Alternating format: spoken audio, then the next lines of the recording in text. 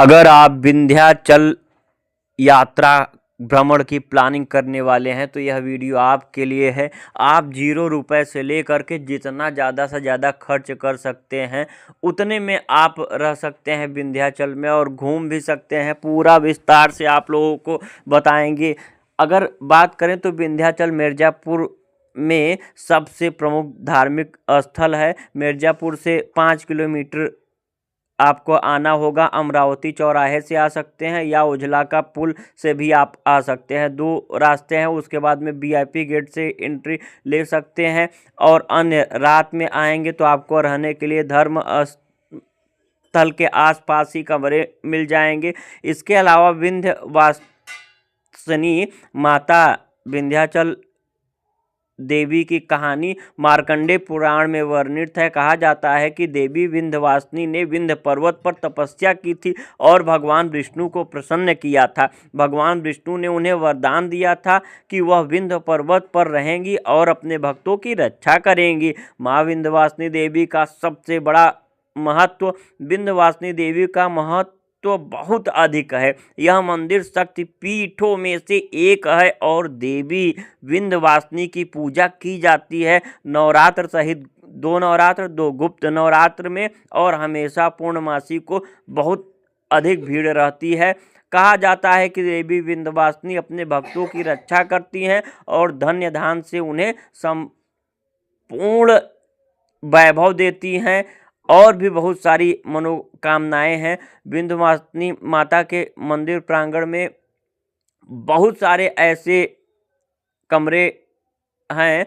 आप जब जाएंगे जहां अलग अलग देवी देवताएं रखे गए हैं उनका अलग एक इतिहास है। आप मंदिर पर देखेंगे तो अलग अलग प्रतिमा बनी है, वो भी अपने आप में बहुत विशेष और महत्वपूर्ण है।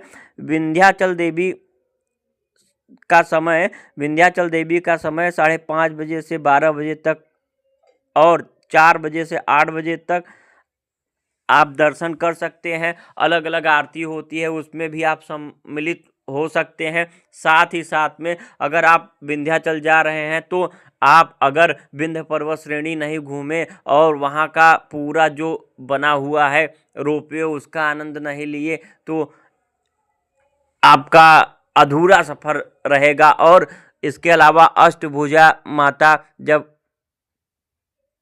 कंस ने कृष्ण भगवान चले गए थे मथुरा में और कंस ने जिस कन्या को पटका था वही विंध्यवासिनी माता यहाँ पर विराजित हुई थी। और काली ख्वा में भी आप जा कर के भ्रमण कर सकते हैं। रहने के लिए तीनों स्थान पर त्रिकोण अगर आप करना चाहते हैं तो पैदल नंगे पैर कर सकते हैं और या आप अपनी बाइक से भी कर सकते हैं। अपने 4 चक्का वाहन अगर है तो उससे भी कर सकते हैं और पुल जो है वह जोड़ने का कार्य करता है। और उसके अलावा अगर आप रुकना चाहते हैं तो होटल में कई होटल हैं, जैसे ज्ञान भवन हो गया, इसके अलावा होटल चहल पहल हो गया, धर्मशाला भी है, कई धर्मशालाएं हैं और जहाँ पर भोजन भी आपको आसानी से व्यवस्था हो जाएगी। गेस्ट हाउस भी है, कई गेस्ट हाउस जैसे बिनानी गेस्ट हाउस हो गया, बिरला गेस्ट हाउस, वहाँ पर भी आप रुक सकते हैं। रिसोर्ट भी है,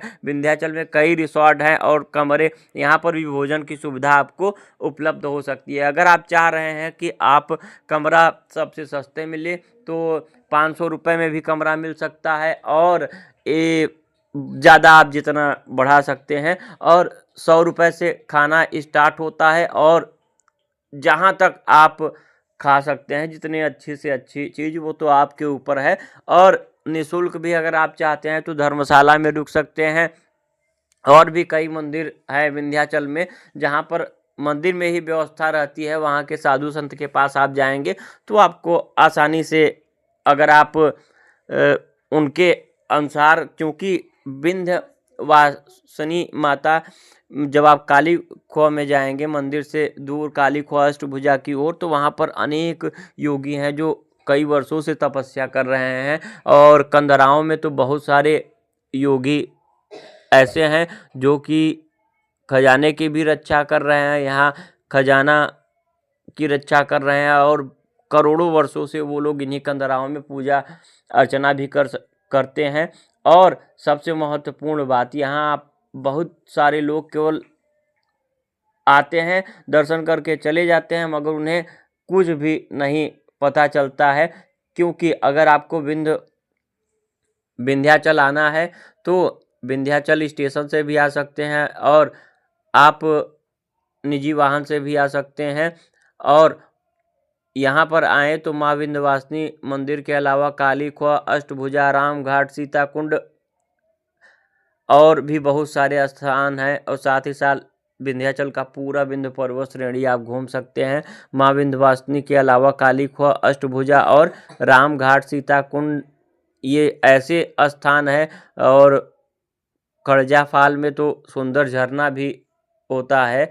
बहुत सारे अन्य आपको ऐसे स्थान मिल जाएंगे जहां पर आपको शांति का एहसास होगा। और पूरा जो कॉरिडोर ये बनाया गया है, यह कॉरिडोर इस प्रकार से डिजाइन किया गया है कि आप किसी भी रास्ता से विंध्य क्षेत्र में अगर आप प्रवेश करते हैं तो कॉरिडोर आपको डायरेक्ट मंदिर की ओर ले जाएगा। मंदिर के 4 दरवाजे हैं और वहाँ पर एक वीआईपी गेट है, जहाँ पर वीआईपी गेट से आप एंट्री लेते हैं।